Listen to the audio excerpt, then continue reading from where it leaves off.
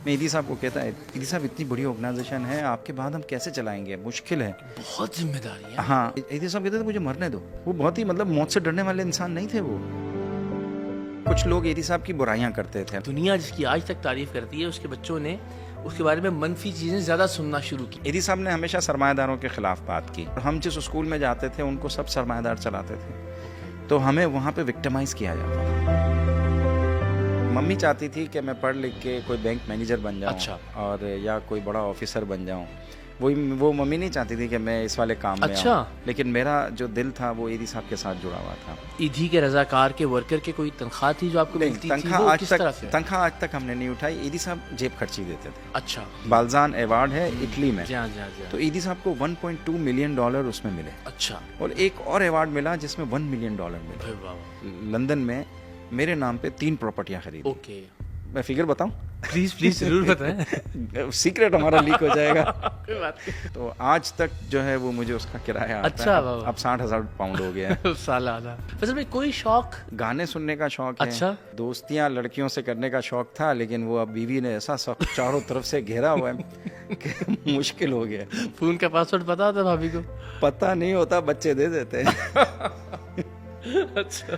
तो ईदी साहब जो है वो जख्मियों को उठाने के लिए फायरिंग के बीच में आ जाते थे। या अल्लाह।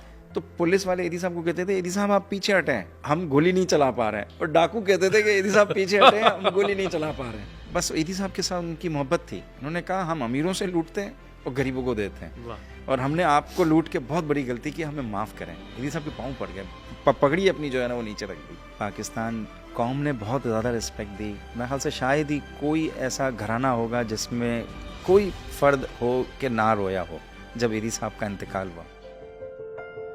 नहीं, ईदी साहब लोगों के दिलों में आज भी जिंदा है और जज्बात की हद तक जिंदा है।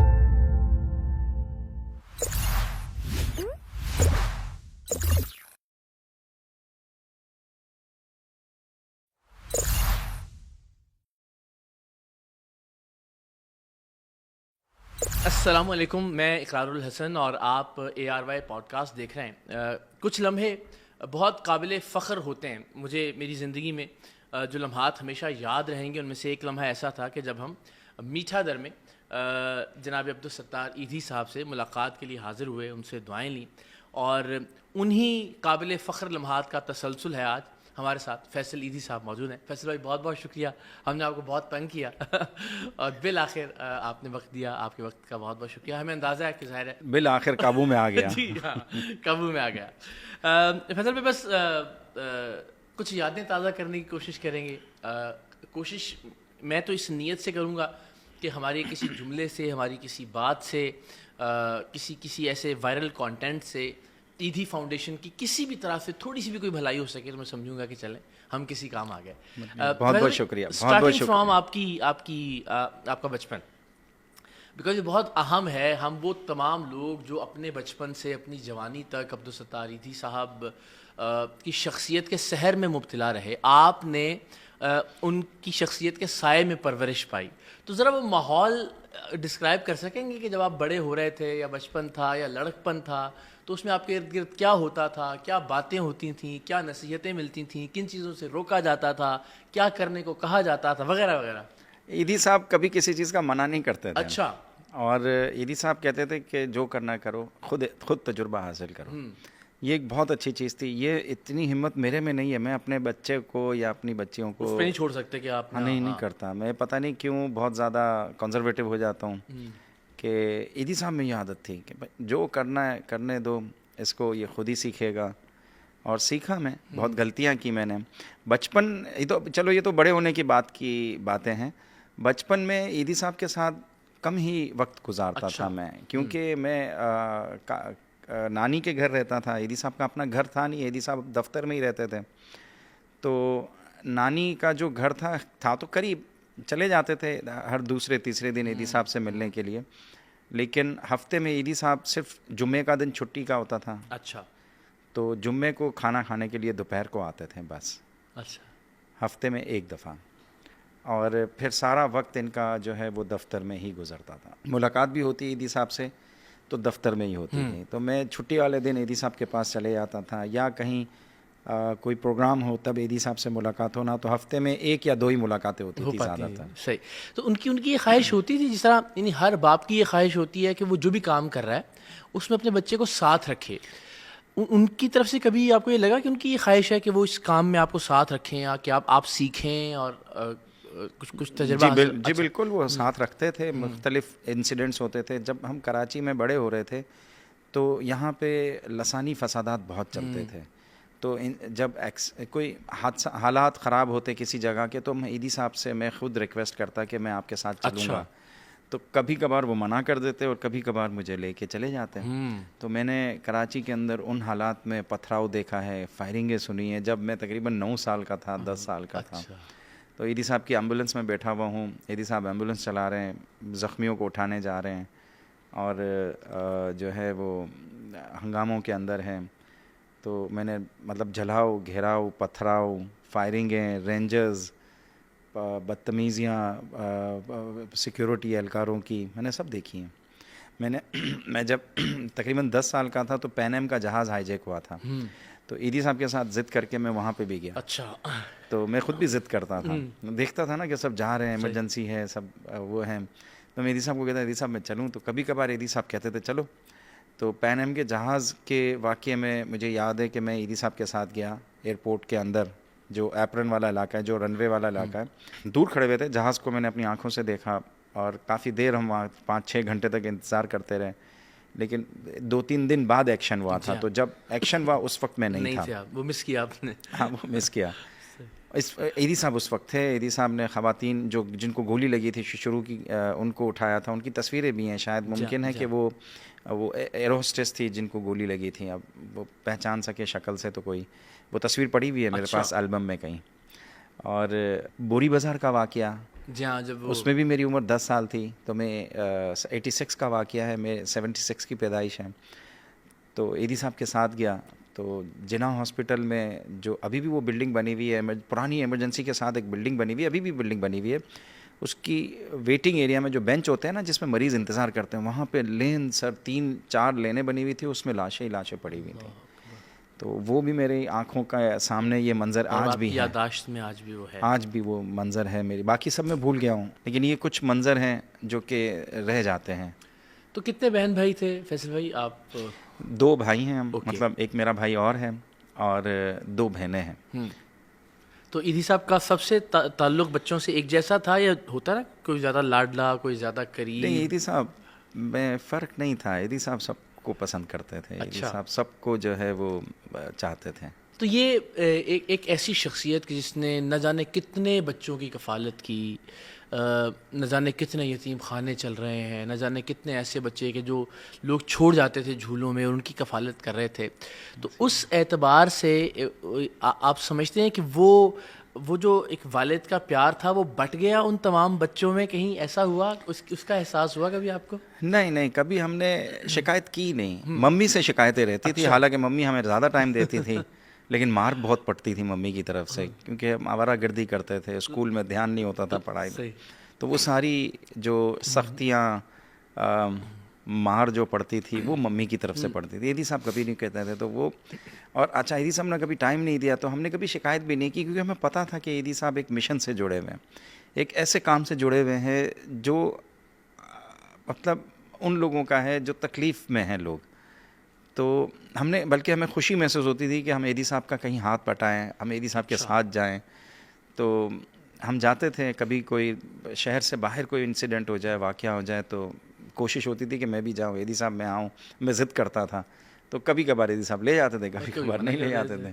तो ये फैसल भाई, आपको अपने बचपन के, लड़कपन के वो मोमेंट्स याद हैं कि जब आप यानी एक बच्चे को ये रियलाइज़ होना भी, क्योंकि वो उसने आँख ही उस माहौल में खोली है कि जहाँ वालिद फलाह का काम कर रहे हैं इंसानियत की, तो ये रियलाइजेशन कि वाकई उसका बाप कितना अजीम है, या लोग उसकी कितनी कदर करते हैं, लोग उससे कितना प्यार करते हैं, ये एहसास किस मूवमेंट पे या किस लम्हे में ज़िंदगी की हुआ आपको?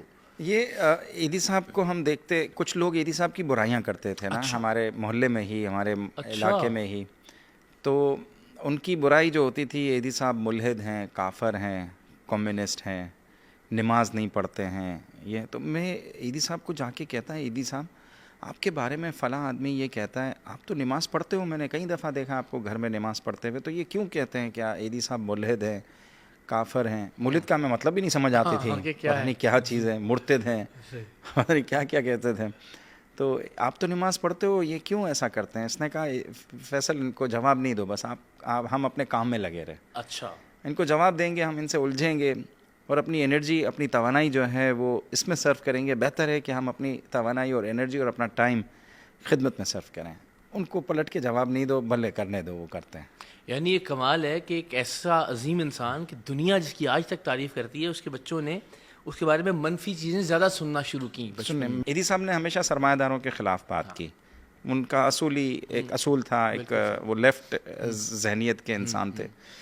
तो उन्होंने सरमायादारों के हमेशा ख़िलाफ़ बात की, और हम जिस स्कूल में जाते थे उनको सब सरमायादार चलाते थे। ओके, तो हमें वहाँ पे विक्टिमाइज़ किया जाता था, हमें जानबूझ के हमें सज़ाएं दी जाती थी ज़्यादा। फ़ेल किया गया मुझे एक दफ़ा। अच्छा, हालांकि दुनिया में जो अच्छे स्कूल होते हैं वो कभी भी बच्चों को फ़ेल नहीं करते, ख़ासकर प्राइमरी लेवल में। हमें प्राइमरी लेवल में फ़ेल किया गया। हम कमज़ोर थे, ये नहीं मानता कि मैं कमज़ोर नहीं थे, लेकिन ऐसे कमज़ोर जो बच्चे होते हैं उनको ज़्यादा मेहनत की ज़रूरत होती है टीचर्स की तरफ से। हौसला शिकनी नहीं होनी चाहिए उनकी। हाँ, तो मैं इस हक़ का हिमायती हूँ, मतलब मैं इस बात का हिमायती हूँ कि प्राइमरी सेक्शन में कभी भी बच्चों को फ़ेल नहीं होना चाहिए, कभी भी नहीं होना चाहिए। उससे उनकी कमज़ोरियों पे काम करना चाहिए उनको। अगर कोई बच्चा कमज़ोर है तो आपको टीचर को ज़्यादा मेहनत करनी चाहिए उसकी कमज़ोरी दूर करने के लिए, और टीचर्स ट्रेनिंग्स होनी चाहिए ताकि बच्चे को वो आइडेंटिफाई कर सके कि बच्चा अगर कमज़ोर है तो क्या लैकिंग है उस बच्चे के अंदर, जहनी है, मेंटल लैकिंग्स हैं, कोई घर में कोई इश्यूज़ हैं, तो वो उसको सॉल्व करे, रिजॉल्व करे और बच्चे को जो है वो आगे ले जाए। लेकिन यहाँ तो विक्टिमाइजेशन थी आपके ख्याल में? विक्टिमाइजेशन थी। इसकी वजह ये थी कि एदी साहब सेठों के ख़िलाफ़ बोलते हैं और वो स्कूल जो है ना वो सेठ चला रहे थे। है तो कम्युनिटी लेवल का था, सही। लेकिन चला सेठ रहे थे, क्योंकि चंदा कम्युनिटी में जो देते थे वो सेठ देते थे। तो उन्होंने हमें विक्टिमाइज़ किया, उसकी वजह से हम डिसहार्ट होते थे। और फिर मैं दूसरी खैर चलती हैं ये चीज़ें तो साथ साथ। लेकिन वही बात कि ये एहसास कि आप अब्दुल सत्तार ईदी की औलाद हैं, ज़ाहिर ख़ामियाँ, तनकीद, बुराइयाँ वो मुआशरे का हिस्सा है, लेकिन बतौर मजमूई ये रियलाइजेशन थी कि आप कितनी अजीम शख्सियत के साथ वाबस्ता है, या आपका नाम कितनी अजीम शख्सियत के साथ जुड़ा हुआ है। मैं एक दफ़ा मुझे मेरी मम्मी ने, मैं तकरीबन यही उम्र थी, 9 साल की होंगी मेरी उम्र, तो मेरी मम्मी ने मुझे एक दफ़ा, हम बैठे हुए थे सुकून से, तो कहा बेटा ये जो गाड़ियां हैं हमारे, इतने सारे इर्द गिर्द नौकर हैं, काम कर रहे हैं, हम जैसा कहते हैं वैसा करते हैं, ये हमारा नहीं है। मैंने कहा क्या मतलब हमारा नहीं है?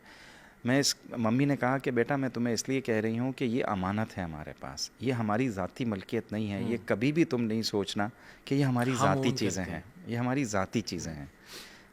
हम अमानतदार हैं, हमें एक मकाम मिला हुआ है, उस मकाम पे हम काम कर रहे हैं, हम खिदमत कर रहे हैं।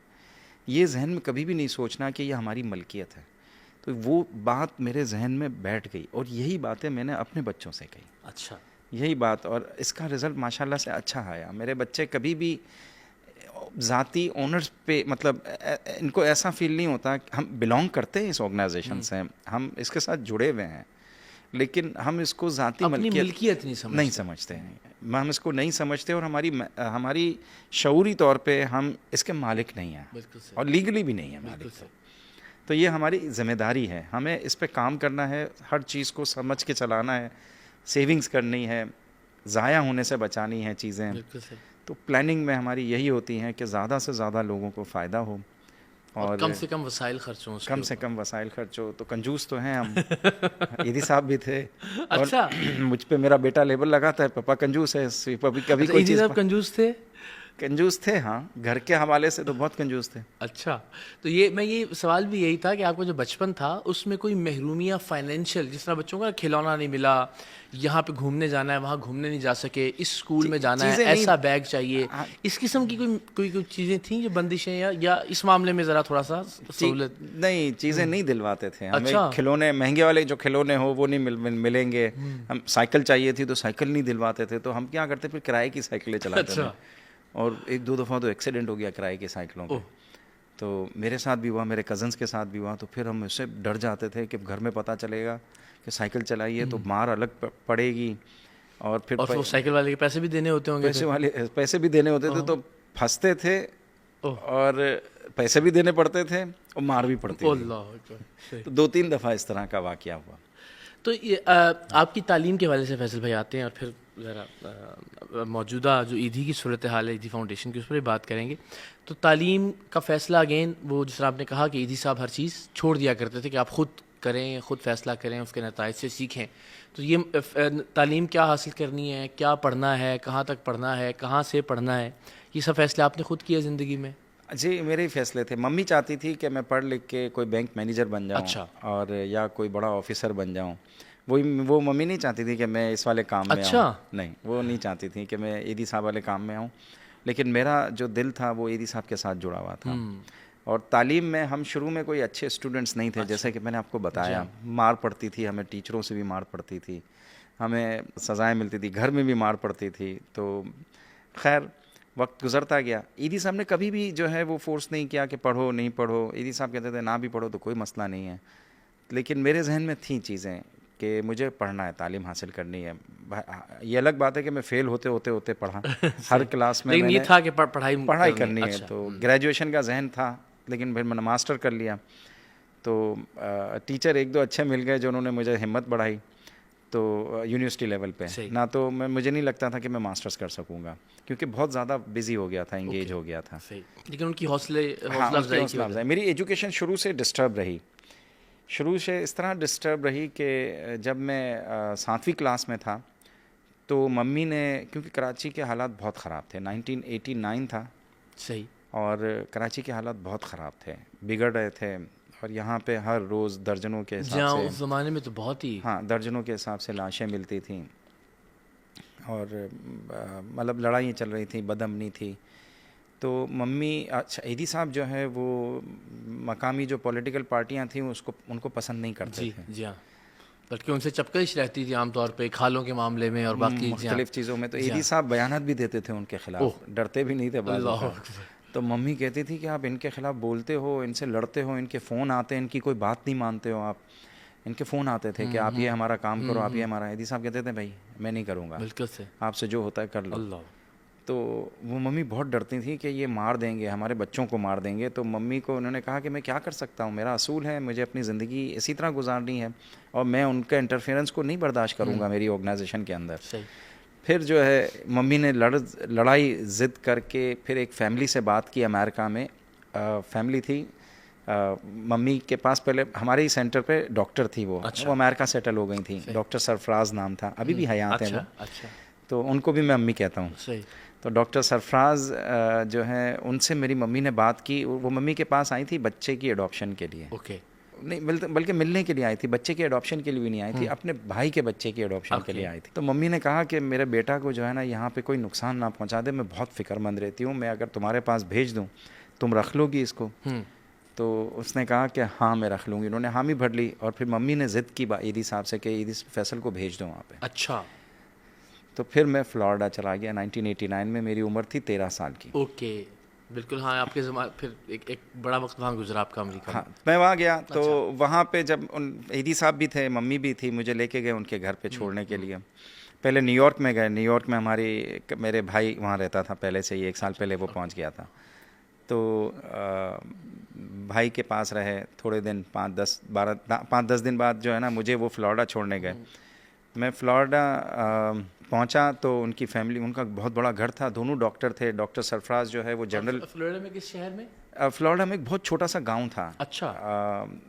पोर्ट शार्लेट नाम था उसका। टेम्पा के करीब था, टेम्पा से 1 घंटे के रास्ते पे था पोर्ट शार्लेट। उसका बहुत छोटा सा गांव था, समंदर के किनारे था, मैक्सिको जो है, गल्फ़ ऑफ मैक्सिको उस तरफ।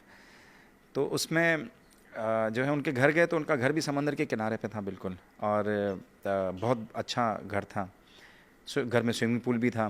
तो मेरी तो आंखें खुली रह गई कि भाई ऐसे भी घर होते हैं, क्योंकि कागजी बाज़ार जहाँ पे मैं रहा हूँ वो तो उसकी तो गलियाँ इतनी तंग थी कि ये टेबल भी आप मुश्किल से गुजार दो अगर पड़ी एक बंदा बड़ी मुश्किल से गुजरता है। हाँ, तो इन गलियों में मैं रहा और वहाँ से मैं लैंड किया अमेरिका।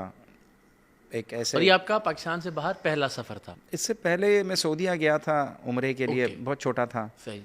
फ्लोरिडा की इतनी पॉश एरिया के अंदर, मतलब वो गांव था तो गांव, वहाँ तो गांव ही पॉश ही होते हैं जी, जी, सारे, ज़ाहिर बड़ी है, बड़ी बड़े सड़कें बेहतरीन, हैं, हर शानदार घर में जो जगह, है वहाँ हर पे सहूलत मौजूद होती हर है। घर में स्विमिंग पूल, तो उस घर में भी स्विमिंग पूल। अच्छा, एक और बच्चे को भी उन्होंने अडॉप्ट किया हुआ था, वो भी कराची का था, अशरफ ख्वाजा थी मशहूर शख्सियत यहाँ पे, उनका बेटा भी उनके साथ था, उनका रिश्तेदार था, ओके। तो वो भी वहाँ पे था, स्कूल पढ़ रहा था, तो फिर मैं उनसे मिला, वहीं पे रहे, और फिर मम्मी पापा 2-3 बार छोड़ के मुझे वहाँ से आगे चले वापस। गए। तो वहाँ ज़िंदगी गुजरी, फिर स्कूल गया मैं, उन्होंने मेरे लिए स्टूडेंट्स वीज़ा, मेरे विज़िट वीज़ा को स्टूडेंट वीज़ा में कन्वर्ट कर लिया। तो फिर स्कूल शुरू हुई, स्कूल में जो है वो इतना फ़र्क था तालीम ज़मीन में, आसमान का जहाँ। तालीम में इतना फ़र्क था कि पहले उन्होंने मुझे 7वीं क्लास में बिठाया, क्योंकि मैं 7वीं क्लास से आया था, लेकिन मेरी इंग्लिश कमज़ोर थी, तो प्रिंसिपल ने फ़ैसला किया कि टीचरों के साथ मिलके कि इसको एक क्लास नीचे ले जाते हैं 6th क्लास में, और फिर अगर इसने परफॉर्म किया तो इसको जम दे के आगे कर लेंगे। फिर मुझे 6th क्लास में डाला इन्होंने। 6th क्लास में मुझे, आप यकीन नहीं करेंगे कि इंग्लिश, मतलब अमेरिका है, इंग्लिश वहाँ की फ़र्स्ट लैंग्वेज है, और जब इंग्लिश की मैं क्लास लेता था तो ऐसा लगता था जैसे पाकिस्तान में मैं दूसरी क्लास में, ऐसे ही। मतलब मैं 7वीं क्लास से आया था, तो यहाँ की इंग्लिश मुझे मुश्किल लगती थी, और मुझे ऐसा लगता था कि जैसे किसी ने मुझे जो है वो पाकिस्तान के किसी सेकंड क्लास में बिठा दिया है, इतनी आसान इंग्लिश, अच्छा। बच्चों पे बर्डन ही नहीं देते थे। ओके, यानी मेथड ही ऐसा कि आपको बहुत आसानी से हाँ, चीज़ें। बहुत ही आसान तरीके से बच्चों पे जोर नहीं डालते थे, एक तो होमवर्क बहुत कम देते थे, सही। हफ्ते में एक आध दफ़ा मिल गया तो मिल गया, और बहुत ही हल्का सा होमवर्क देंगे। तो आपने वो 3 साल एंजॉय किए वहाँ पे, या उदासी होती थी ज़्यादा? उदासी थी, मैं होमसिक हो गया ओह, था, अच्छा। मैं होमसिक हो गया था। स्विमिंग पूल के होते हुए और सब चीज़ों के सब चीज़ों के चीज़ें जो है वो, मैंने जो कराची देखा था, हमारा मोहल्ला देखा था, वहाँ पे पड़ोस में रौनक। कौन रहता है हमें नहीं पता होता था, हाँ। और हकीकत में आज तक हमें नहीं पता। एक पड़ोसी था, वो बंदूक लेके निकल के ले आता था, वो सेकेंड वर्ल्ड वॉर का सिपाही था, ओके, वेटरन वो था। हमारा पड़ोस में रहता था, हम उसके कभी कभी डेक पे चढ़े जाते, समंदर के किनारे पे थे ना, तो हम बच्चे थे, खेलते खेलते जो है वो डेक पे चढ़ जाते, तो वो बंदूक लेकर आ जाता था कि तुम मेरे डेक पे क्यों चढ़े हुए हो। वो जो हार्बर बना हुआ होता है ना समंदर के किनारे पे, तो उसकी कश्ती वगैरह लगती थी, तो कश्ती तो खैर नहीं थी, लेकिन हम डेक पे चले जाते थे मछलियों को देखने के लिए, खेल रहे हैं, तो वो बंदूक लेकर आ जाता था, हम डर के वापस नीचे उतर जाते थे, पता नहीं कौन है, तो सेकंड वर्ल्ड वॉर का अमेरिकन फौजी था, जी, कोई से उसके ऑफिसर था। ना तो आपको पड़ोस में कौन रहता है पता ही नहीं चलता, वहाँ पे आप कई कई साल गुजार लो, आपको पड़ोसी का भी नहीं पता चलता। अमेरिका का सिस्टम, और यहाँ जहाँ आप रह रहे थे, यहाँ तो पूरे शहर से वाकिफ यहाँ तो हमारे घर में टीवी लगा हुआ था ना, तो जब भी कोई ड्रामा चलता तो पूरा मोहल्ला आके देख लेता, क्योंकि किसी में भी टीवी नहीं था, और उस ज़माने में टीवी का होना बहुत बड़ी बात थी। तो टीवी लगा हुआ था, तो टीवी के लिए जो है वो कोई मशहूर ड्रामा हो, तो उस पर जो है वो हमारे कमरे के अंदर जो है वो 15 आदमी बैठे हुए हैं, ड्रामा देख रहे हैं मशहूर, और कमरे का दरवाज़ा खुला हुआ है, बाहर भी जो है वो लाइन लगी हुई है। बैठे हुए और इंतज़ार कर रहे हैं।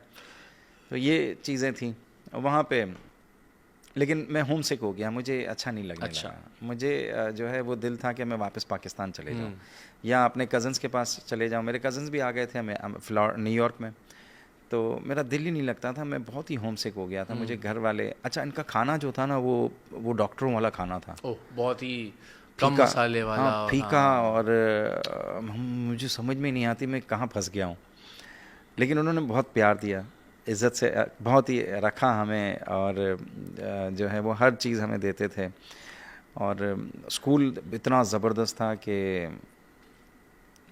मतलब हम पाकिस्तानी तस्वुर भी नहीं कर सकते कि इस तरह के स्कूल में जाएंगे। हमारी इलीट क्लास उस तरह के स्कूलों में जाती है, हालांकि मैं पब्लिक स्कूल में गया था, वहाँ की सरकारी, वहाँ के सरकारी स्कूल में मैं गया था, और वहाँ के टीचर्स, आज तक मुझे टीचर्स याद हैं, उनकी जो है बातें याद हैं कि किस तरीके से बच्चों को समझाते हैं, मोहब्बत से, प्यार से। और अगर मैंने एक मैथ का टीचर था, मैंने उसको बहुत सताया, तो वो सिर्फ सिवाय मुझे एक ही सज़ा देता था कि भाई ये जुमला है, लिखो, 50 दफ़ा लिखो, 25 दफ़ा लिखो। ये पनिशमेंट होती थी। ये पनिशमेंट होती थी। तो पनिशमेंट भी ऐसी होती थी कि हमारी अपनी जो है वो हैंड राइटिंग अच्छी हो, हमें लिखने की प्रैक्टिस हो, तो इस तरह की पनिशमेंट देते थे वो। और आई विश के पाकिस्तान में भी कुछ इस तरह की चीज़ें आ जाएं। एक दिन मुझे जुमे का दिन था, तो मैंने टीचर को कहा कि मैं जो है ना नमाज़ पढ़ना चाहता हूँ। उसने कहा मुझे क्या नौकरी से निकलवाओगे? अच्छा। हाँ ये स्कूल है, यहाँ पे मज़हबी कोई एक्टिविटी नहीं हो सकती, चाहे किसी भी मज़हब से ताल्लुक़ रखते हो।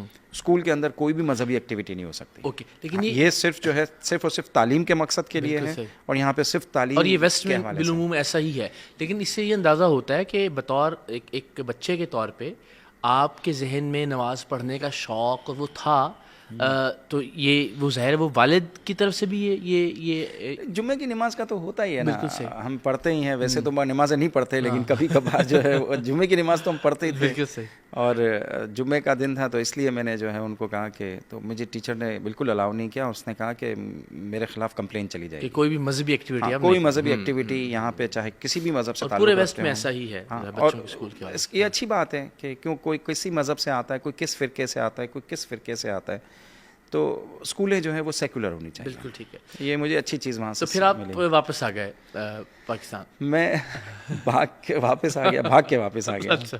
फिर जो है मैं यहाँ पे वापस स्कूल में दाखिल हुआ, तो मुझे फिर से स्कूल मुश्किल लगी ये वाली। मुझे समझ में नहीं आता था कि ये रट्टे कैसे मारूँ, मैं इतने बड़े बड़े सवाल कैसे याद करूँ।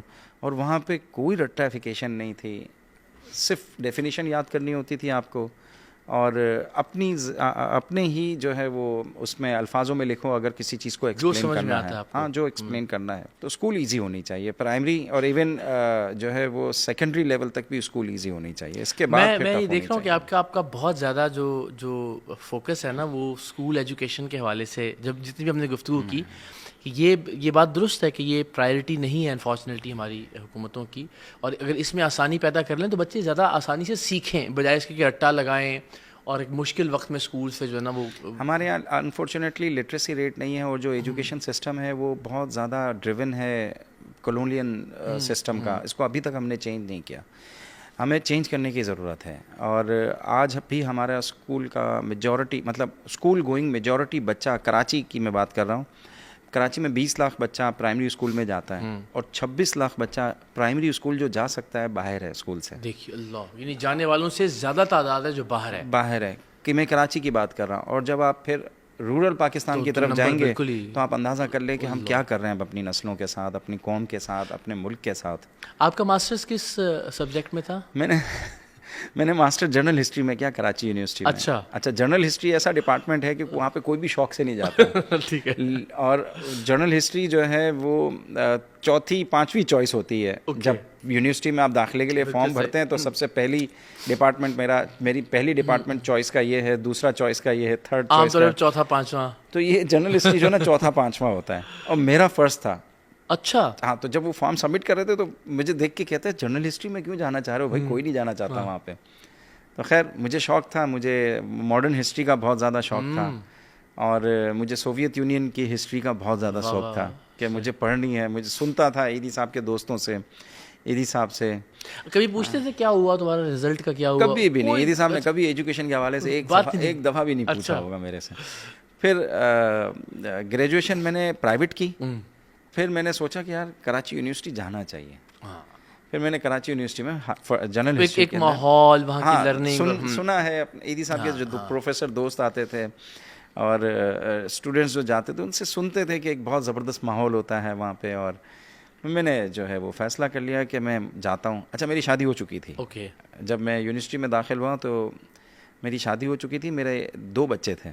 अच्छा, हाँ, ये इंटरेस्टिंग है। 2 बच्चे थे, और जो है वो फिर जनरल हिस्ट्री में मैंने दाखिला लिया। मैंने किसी को नहीं बताया था कि मैं ईदी का बेटा लेकिन अभी बड़ा इंपॉर्टेंट मामला हम ज़रा स्किप करके गुजर गए। अगर आप बात करना चाहें तो शादी आपने अपनी मर्जी से की या उसमें? नहीं, ज़बरदस्ती।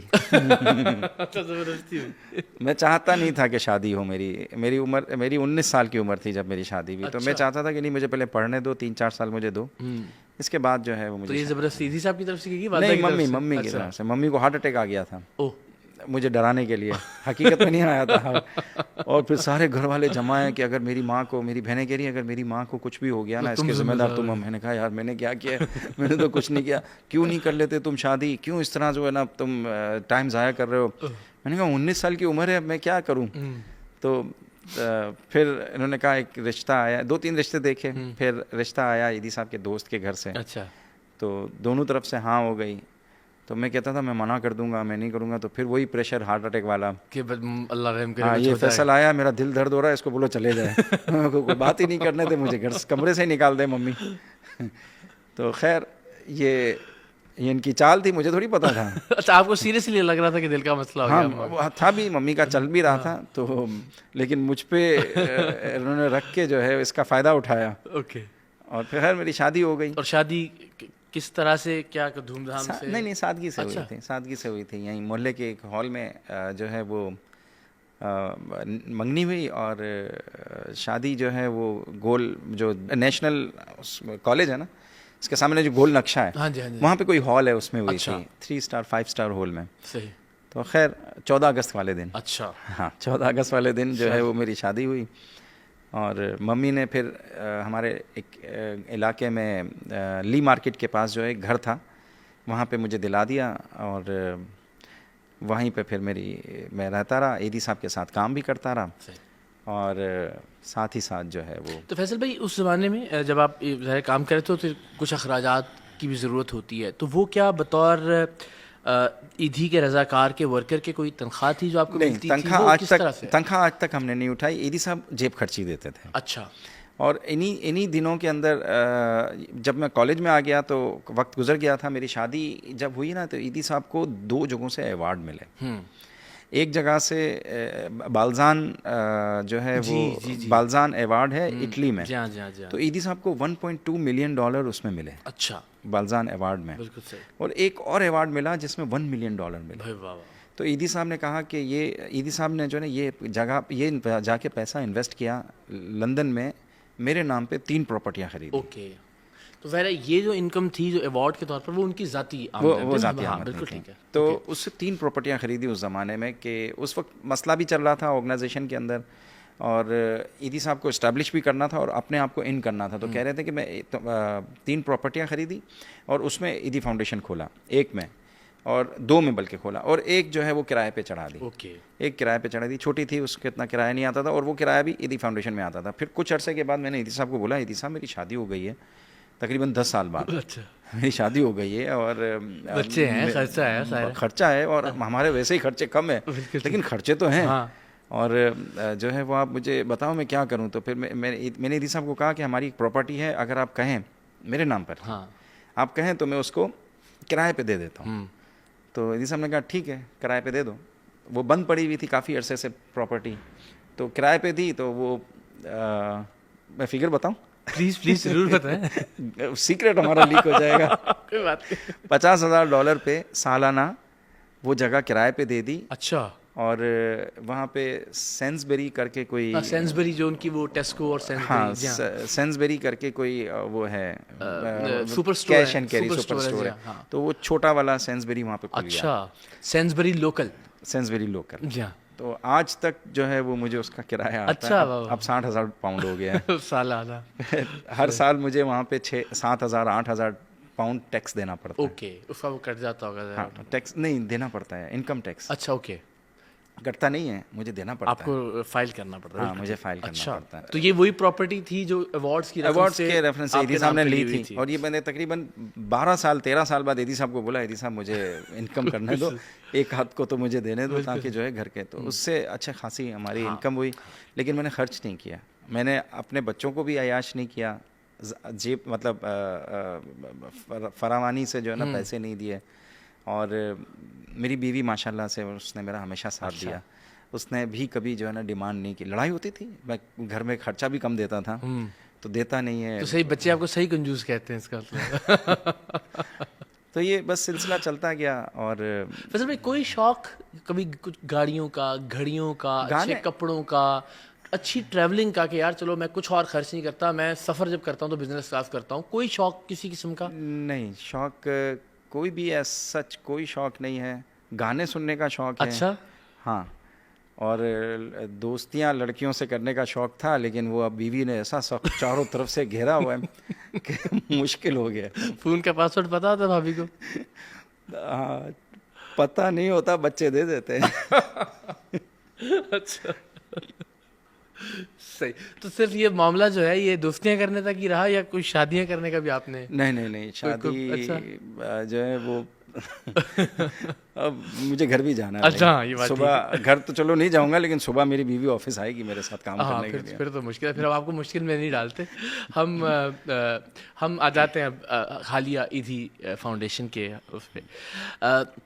लोग ये समझते हैं और एक उमूमी तासुर ये है कि ईदी साहब के जाने के बाद ईदी फाउंडेशन की फंडिंग पर या उसके काम पर कुछ फ़र्क पड़ा। तो आप ज़रा इस पर बताइए कि ज़ाहिर है एक इसमें तो कोई शक नहीं है ना कि अब्दुल सत्तार ईदी तो शायद कोई और दूसरा नहीं हो सकता। तो ज़ाहिर उनकी उनकी शख्सियत के उठ जाने के बाद क्या मसाइल रहे, क्या मुश्किलात थीं, वो मुश्किलात अब कम हुई या बढ़ रही हैं? ज़रा प्लीज़। ईदी साहब का जाना ही सबसे मुश्किल मरला था हमारे लिए। मुश्किलात हुई, लेकिन ऐसी मुश्किलात नहीं थी कि जिसका सामना ना कर सके हम। हमने बहुत अच्छे तरीके से किया। मम्मी हयात थी, मम्मी ने बहुत ज़बरदस्त मेरा साथ दिया। मेरी वाइफ ने जो है वो मेरा बहुत साथ दिया। और ये मैं बताऊं, ये इदारा जो है वो भले ईदी साहब के नाम से मंसूब है या इसमें फैसल ईदी इसको चला रहा है, इसको हकीकत में ख़वातीन ने चलाया। पहले मेरी माँ ने चलाया, अरे वाह, फिर मेरी बीवी ने चलाया। क्या बात है। और मेरी बीवी मम्मी के मरने के बाद अब तक 30 जो है वो लावारिस लड़कियों की शादियां कर चुकी है। जिंदाबाद। और ये उसकी हिम्मत है, उसकी जो है वो लगन है, खुलूस है कि लगी रहती है कि मुझे इन बच्चियों की शादी करनी है, ज़िम्मेदारी है, क्या करें, जल्दी करें, रिश्ते आते हैं नहीं आते। तो बाकायदा परेशानी लेकर, टेंशन लेकर काम करती हैं। हाँ, करती हैं, अपना समझ के करती हैं, तभी चीज़ें चलती हैं। तो मम्मी की कमी महसूस नहीं होने दी। मम्मी, अच्छा, ईदी साहब का इंतकाल के बाद मैं बहुत ही डिसहार्ट हो गया था और मुझे ऐसा लग रहा था मैं नहीं चला सकूँगा, मैं बहुत ही डिप्रेस हो गया था। तो उस वक्त भी मम्मी ने जो है वो बहुत साथ दिया, मेरी वाइफ ने साथ दिया, मेरे बच्चों ने। मेरा बच्चा जो है वो उस वक्त ईदी साहब के इंतकाल के वक्त मेरे ख़्याल से 15-16 साल का था। तो वो मेरी हिम्मत था। और जब भी हॉस्पिटल से फ़ोन आता या ऑफिस से फ़ोन आता कि ईदी साहब की तबीयत ख़राब हो गई है, तो मेरे कदम नहीं उठते थे, मेरी वाइफ जो है वो मेरा सहारा बनती, हिम्मत देती, वो मेरा बेटा मेरा सहारा बनता। तो उसकी वजह से इन मुश्किल वक्तों से जो है वो मैं निकला। और मुझे डर लगता था कि इतनी बड़ी ऑर्गेनाइजेशन है। मैं ईदी साहब को कहता है, ईदी साहब इतनी बड़ी ऑर्गेनाइजेशन है, आपके बाद हम कैसे चलाएंगे, मुश्किल है, बहुत जिम्मेदारी है। हाँ, इतनी बड़ी ऑर्गेनाइजेशन आपने फैला दी है, हम कैसे चलाएंगे, आपका ज़िंदा रहना बहुत ज़रूरी है। ईदी साहब कहते थे मुझे मरने दो। पता नहीं उन्होंने हमेशा सारी ज़िंदगी जो है वो हिम्मत हौसले से काम किया। जब ये बहुत कमज़ोर हो गए ना, उन्होंने कहा बस अल्लाह ने मुझसे इतना ही काम लेना था, मुझे जाने दो अब। फिर अदीब साहब आते, मैं इनसे रिक्वेस्ट करता कि भाई डायलिसिस करवा लो, बहुत मुश्किल से राज़ी होते। वो बहुत ही जो है वो समझते थे कि उन्होंने अपने हिस्से का काम कर लिया। हाँ। अब मेरा वक्त आ गया, अल्लाह ताला ने मेरे से इतना ही काम लेना है, अब मुझे मरने दो, आप मेरे पीछे मत जाओ, मुझे डायलिसिस नहीं करना, नहीं करवाओ। तो मम्मी से कह के मैं जाके ईदी साहब से रिक्वेस्ट है करता। फिर अदीब साहब जो है वो 5-6 दफ़ा लेने के लिए आए कि ईदी साहब नहीं, आपकी ज़रूरत है, इस इदारे, इस मुल्क को ज़रूरत है, इस इदारे को ज़रूरत है। हम सब ईदी साहब के सामने हाथ जोड़ते, तब जाके ईदी साहब डायलिसिस करवाते होते उसके लिए। वो बहुत ही मतलब मौत से डरने वाले इंसान नहीं थे। वो अजीब मौत को गले लगाने के लिए तैयार थे। बहुत अजीब आदमी थे, बहुत अजीब आदमी थे, डरते ही नहीं थे किसी से, हम डर जाते थे। अच्छा, ना डरने वाले वाक़यात की अगर हम बात करें, तो जिस तरह आपने भी कहा कि बहुत ही वोकल थे यहाँ के पॉलिटिकल लोगों के बारे में भी, और हमने भी देखा कि बड़े खुला के बयान देते थे। फिर ज़ाहिर उसका जो है ना, एक दफ़ा मैं उन्हीं दिनों में 93 की बात है, मैं ईदी साहब के साथ कराची यूनिवर्सिटी इनवाइट हुआ। अच्छा। तो वहाँ पे स्टूडेंट्स कोई प्रोग्राम चलाते थे, उसका नाम था अदालत, अवामी अदालत या आपकी अदालत तर्ज का था। तो पहली सफ़ में मैं बैठा हुआ था, ईदी साहब भी बैठे हुए थे। तो ईदी साहब से पहले अंसार बर्नी को बुलाया गया, उनसे जो है वो तल्ख़ सवालात करते। 3-4 जज बैठे हुए होते, वो इतने तल्ख़ सवालात करते।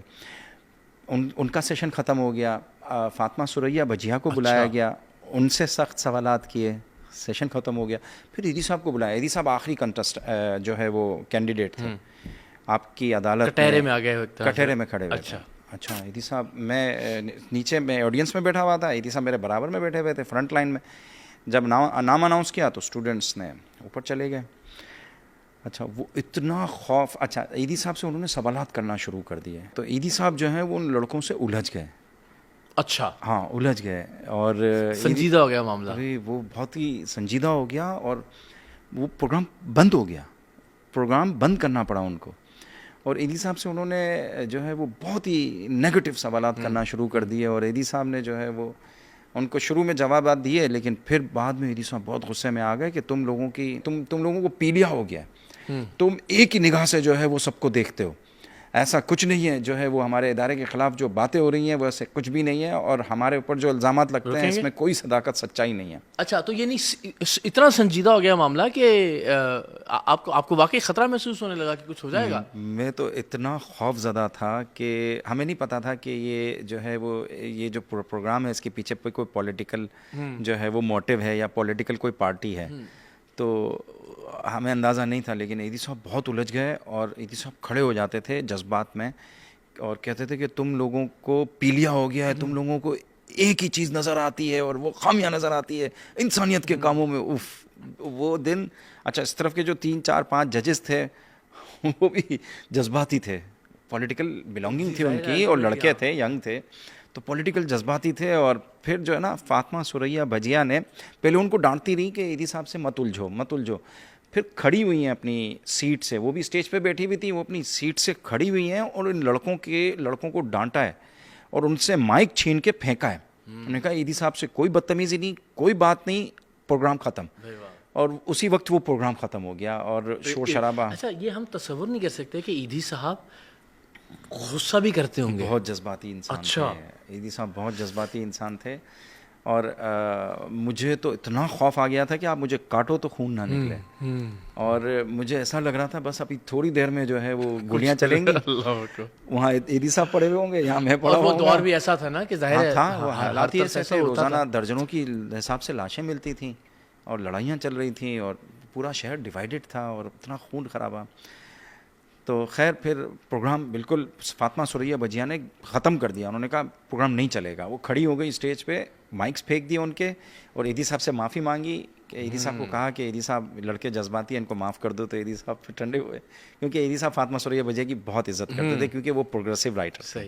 वो प्रोग्रेसिव राइटर थी, तरक्की पसंद थी, और ईदी साहब भी तरक्की पसंद थे, तो उस हिसाब से जो है ना ईदी साहब एक एहतराम का ताल्लुक, बहुत एहतराम का ताल्लुक था। एक तरफ तो ज़ाहिर ये नेगेटिविटी थी लोगों के जहनों में और तनकीद और ज़ाहिर मुख्तलिफ सवालात भी।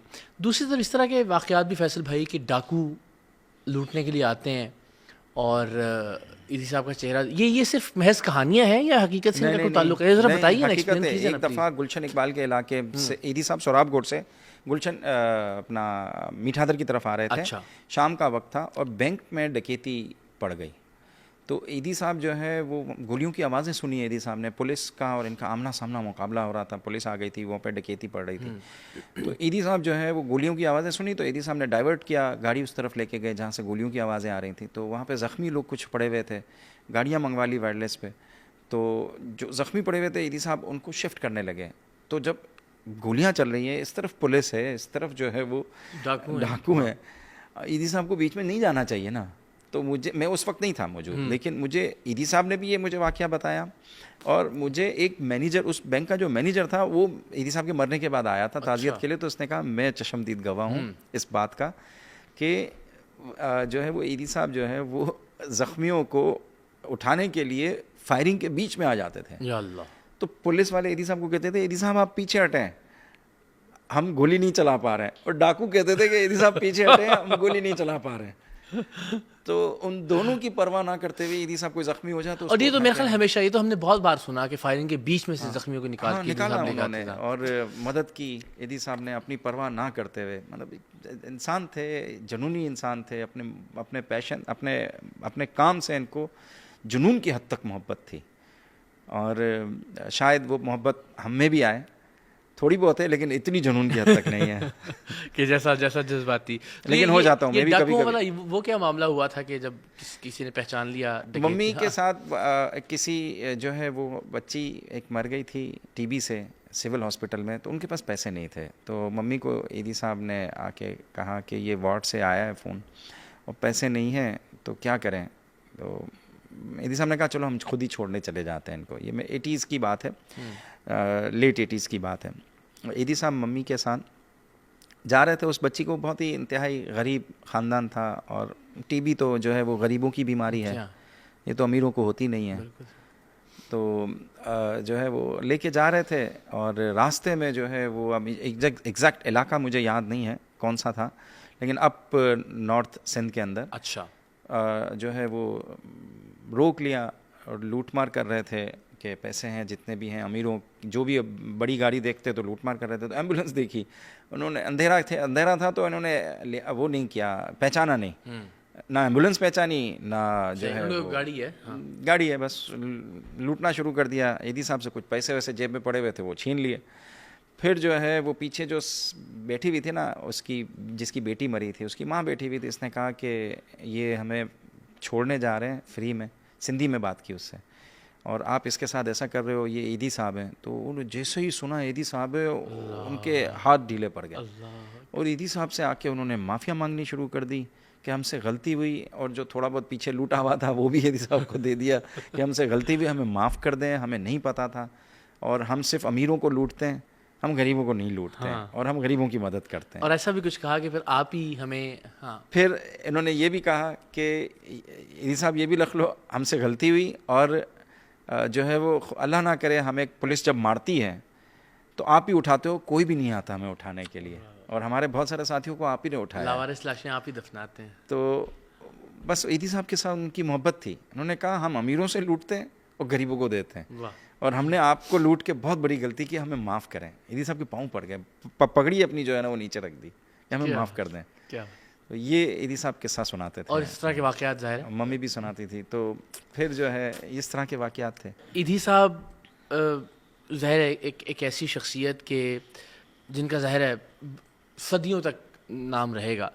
आपको ये सोचकर कभी तकलीफ़ होती है कि जो due respect as a nation दी जानी चाहिए थी, आप उससे मुतमईन हैं, या आपको लगता है नहीं, मुझे ज़ाती तौर पर लगता है कि शायद एक शाहरा का नाम उनके नाम पर कर देना या कोई एक सड़क उनके नाम पर कर देना ये शायद काफ़ी नहीं है।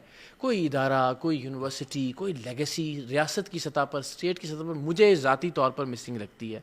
आप इस बारे में क्या समझते हैं? नहीं, इस रिस्पेक्ट दी, पाकिस्तान कौम ने बहुत ज़्यादा रिस्पेक्ट दी। मेरे ख्याल से शायद ही कोई ऐसा घराना होगा जिसमें कोई फ़र्द हो कि ना रोया हो जब ईदी साहब का इंतकाल हुआ, और पूरी कौम जो है वो अफसुर्दा थी। और हम तो थे, हमें अंदाज़ा नहीं था, लेकिन बाद में हमें पता चला चीज़ों का। और मोहब्बत की लोगों ने, रियासत ने भी अपना जो है वो निभाया, और नाम किए लोगों ने अपनी अपनी सतहों पे चीज़ें, सड़क नाम की, और जो है वो कुछ नाराज़गियाँ भी थी सियासतदानों की, तो वो थोड़े से अफसुर्दा थे, मतलब उन्होंने ज़्यादा ध्यान नहीं दिया। लेकिन एक मुझे फ़ोन आया, ये कौन है पंजाब में जो प्रोग्राम करते हैं, उस वक्त क्रिकेट बोर्ड के बड़े थे वो, नजम सेठी साहब का, मुझे फ़ोन आया उनके किसी कुलीग का, ख़ातून का, कि हमने ये फ़ैसला किया है कि ये जो स्टेडियम है कज़ाफ़ी स्टेडियम, ये हम ईदी साहब के नाम कर रहे हैं। अच्छा। तो मैंने उनको जो है वो मैसेज आया, और वो उन्होंने कहा कि हम चाह रहे हैं कि आप आएँ इस प्रोग्राम में, ईदी साहब की तख्ती लगाएंगे, हम ईदी साहब के नाम करेंगे। तो इन्होंने कराची का जो हॉकी स्टेडियम है उन्होंने किया, ओके, तो ईदी साहब के नाम किया। हॉकी नेशनल स्टेडियम था जो जिन्ना हॉस्पिटल के सामने है। बिल्कुल ठीक है। मैंने उनसे फिर रिक्वेस्ट की कि नहीं, ईदी साहब कज़ाफ़ी साहब से बहुत मोहब्बत करते थे। अच्छा। और मुझे अच्छा नहीं लगेगा, और ईदी साहब की रूह को भी, साहब का नाम हटा के, हाँ, मुझे भी अच्छा नहीं लगेगा, और ईदी साहब की भी रूह को अच्छा नहीं लगेगा कि आप मोहम्मद कज़ाफ़ी, जिसने पाकिस्तान के एटम बम बनने की सबसे पहली मदद की और हौसला दिया पाकिस्तान को कि एटम बम बनाए, मुसलमानों की इसकी नीड है, उस शख्स का नाम हम चेंज करें, और मुझसे बर्दाश्त नहीं होगा, और मैं आऊँगा भी नहीं। अच्छा। तो उन्होंने फिर ये फैसला तर्क कर लिया, और अभी पिछले दिनों जो है वो इसको फिर कायदे आज़म स्टेडियम का नाम दिया है। बल्कि हमने एक मुहिम भी चलाई इसमें कि जो इस्लामाबाद का एयरपोर्ट है, जो नया एयरपोर्ट है, वो सुना था मैंने। जी हाँ, वो इस्लामाबाद इंटरनेशनल एयरपोर्ट उसका नाम है, उसका नाम ईदी साहब के नाम पर होना चाहिए था। वल्लाहु आलम ज़ाहिर हुकूमत की क्या उसमें रही होंगी, लेकिन कोई एक ऐसी बैनुल अक़वामी सतह की चीज़ को ज़रूर ईदी साहब से मंसूब होना चाहिए कि जो रहती दुनिया तक उनके नाम को ज़िंदा रखे। ईदी साहब लोगों के दिलों में आज भी ज़िंदा है, और जज्बात की हद तक ज़िंदा है, और मुझसे लड़ते हैं कि तुम इदारे को सही नहीं चला रहे, तुम्हें चलाना चाहिए। मैं कहता हूँ भाई सही चला रहा हूँ, मैं पैसे नहीं खर्च करता हूँ, इसलिए हम टीवी पे कम नज़र आते हैं। ये बात पे ज़रा बात करते हैं ना। हाँ, मैं टीवी पे हम इसलिए कम नज़र आते हैं कि हर जगह करप्शन हो चुकी है। हम हर जगह लाखों रुपए के तहफ़ जाते हैं। अब तब सच्ची बात तो ये है कि ये माजरत के साथ ज़ाहिर ईदी साहब के जो 60-65 बरस का करियर है, उनकी जो खिदमात हैं, उनकी जो जद्दोजहद है, उसको हटाने के बाद से अब अगर हम देखें तो अब तो एक इंडस्ट्री बन चुकी है। उस वक्त भी ईदी साहब कहते थे कि जो है वो NGO जो है समाजी काम जो है ये एक दुकान है, इसको दुकान के तौर पे ना अब तो ये चलाएं। एक शॉपिंग मॉल बन गया है ना, एक दुकान दुकान है, दुकान से ज़्यादा। बहुत ज़्यादा हो गई है। जी हाँ। तो तो अब तो ये कि ये ज़ाहिर इसका एक बजट होता है, मार्केटिंग का बजट है। करोड़ रुपया बजट होता है ईदी एक एक फाउंडेशन प्रोजेक्ट इस सिलसिले में कुछ नहीं कर रही? नहीं, हम नहीं करते। हमसे आप मीडिया का हिस्सा है ना, जी हाँ। आपको आप बजट पे आप जो है वो एडवर्टाइजमेंट पे चलते हैं, आपका इदारा। लेकिन कभी आप अपने मीडिया के मालकान से पूछ लें कि सवाल कभी ही हमने पैदा एडवर्टाइजमेंट के लिए पैसे सवाल- दिए सवाल ही हो। पैदा ये आपकी मोहब्बत है कि आप हमें बुलाते हैं जी अपने हाँ, प्रोग्रामों में। जी हाँ। हाँ, तो हमने कभी भी पैसा नहीं खर्च किया और कंजूस हैं इस मामले में हम बहुत, क्योंकि हमें पैसा मिलता है फलाह के लिए, खिदमत के लिए। बिल्कुल सही। अगर हम पैसा इस पे खर्च करेंगे ना तो हमारा दिल मुतमईन नहीं होता। ईदी साहब का भी नहीं होता था, मेरा भी नहीं होता। अभी और अब बच्चों को भी मैंने ट्रेन कर लिया है। वो शुरू में लेकर आते थे, नहीं पापा फला ऑर्गेनाइजेशन सोशल इतना मीडिया पे ज़्यादा जो करना है है, वो जो है वो नज़र आती है, वो पैसे देते हैं, वो इसको पैसे देते हैं, उसको मैंने कहा जाने दो, हम काम से दिखाएंगे। हम काम करते रहें, भले वो मंजर पे रहें, वक्त आएगा। तो अभी जो तरीका है फंड रेजिंग का, एक तो एक वो लोग जो जुड़े हुए हैं ज़ाहिर पहले से वो करते होंगे, और फैसल भाई क्या तरीके हैं कि जिनके ज़रिए अतियात आते हैं ईदी फाउंडेशन को? क्योंकि अब हम देख रहे हैं बिल्कुल जिद्दत आती जा रही है। लोग टेलीविज़न पर फंड रेजिंग करते हैं, लोग इवेंट्स करते हैं बरतानिया में, अमेरिका में, दुनिया के मुख्तलिफ ममालिक में। तो ईदी फाउंडेशन क्या कर रही है फंड रेजिंग के लिए? ज़ाहिर पैसों की ज़रूरत फंड तो है। रेजिंग हमारा बस सिंपल सा तरीका होता है। हम रमज़ान में अपील करते हैं पाकिस्तानी कम्युनिटी से, और बहुत पाकिस्तान में तो हम क्लासिफाइड अखबारों के अंदर छोटी सी ऐड देते हैं बस। अच्छा। और बैनर लगा देते हैं हमारे सेंटरों के बाहर, बस वही है। सही। और बरतानिया अमेरिका के अंदर आप लोगों का ARY चैनल है, और दूसरा एक आपका मुखालिफ चैनल है, उसका नाम लूंगा तो लीजिए, कोई बात नहीं, ज़ाहिर अच्छे काम में सबका नाम वाले लीजिए। हैं। हाँ। इन दोनों का नेटवर्क है, इन दोनों को हम एडवर्टाइजमेंट देते हैं, क्योंकि पाकिस्तानी कम्युनिटी वहाँ पे फैली हुई है। हाँ। बरतानिया में, तो अमेरिका वहाँ में। कहीं एक जगह मैसेज नहीं। तो उस रमज़ान के महीने में हम उनको थोड़े से पैसे देते हैं, वो बहुत मामूली देते हैं, तो वो हमारी एडवर्टाइजमेंट चलाते हैं। और पता नहीं शायद हम पैसे कम लेके हमारी एडवर्टाइजमेंट ज़्यादा चलाते हैं। मोहब्बत है ईदी साहब से। अपना रोल भी प्ले करते हैं। हाँ, अपना रोल भी प्ले करते हैं। तो ये बस एक छोटा सा हम करते हैं, बाकी हमारे जेब से पैसा नहीं निकलता एडवर्टाइजमेंट के लिए, आप लोगों के लिए या आपके मालकान के लिए। बहुत अच्छी बात है। लेकिन क्या जितना मैसिव ऑपरेशन है ईथी का मुल्क भर में, उसके अकॉर्डिंगली कहीं कभी कोई दिक्कत आई कि पैसे कम हों और ज़रूरियात ज़्यादा हों, या अल्लाह की मेहरबानी से मामला ठीक चल रहा है? मामला चलते हैं। हमारी ऑर्गेनाइजेशन देखें, डिज़ास्टर्स में जो है वो हम पूरे रिसोर्सेज तो हम अपने नहीं लगा सकते, लेकिन हम लगाते हैं, और हम पूरी ताकत लगा के काम करते हैं। कोई भी बड़ा डिज़ास्टर आ जाए, सही। सिंध बलूचिस्तान और पंजाब में जो सैलाब आया था, ये भी 2002 का 2022 वाला, ये मैसिव डिज़ास्टर था। ये मेरी ज़िंदगी का है, इससे पहले भी बड़े डिज़ास्टर्स आए हैं, लेकिन ये डिज़ास्टर अपनी नौयत का पहला था। इसने तबाही 1-2 दिन के अंदर मचाई थी। और 2010 का जो सैलाब था वो ऊपर से तबाही मचाते हुए आ रहा था, और जब नीचे पहुंचा तकरीबन 2-2.5 महीने बाद पहुंचा था, तो उसने ज़्यादा तबाही मचाई थी, लेकिन उसमें वक्फा बहुत था, इसमें वक्फा नहीं था। तेज़ी से हुआ। 1-2 दिन के अंदर ऐसी बारिशें हुई हैं पंजाब और सिंध की सरहदों पे, और अपर सिंध में, मिडिल सिंध में, इवन लोअर सिंध में, कि पूरा सिंध, बलूचिस्तान का एक बहुत बड़ा हिस्सा, सदर्न पंजाब का एक बहुत बड़ा हिस्सा जो है, उसकी आबादी एकदम से 1-2 दिन के अंदर जो है वो मुतासिर हुई है।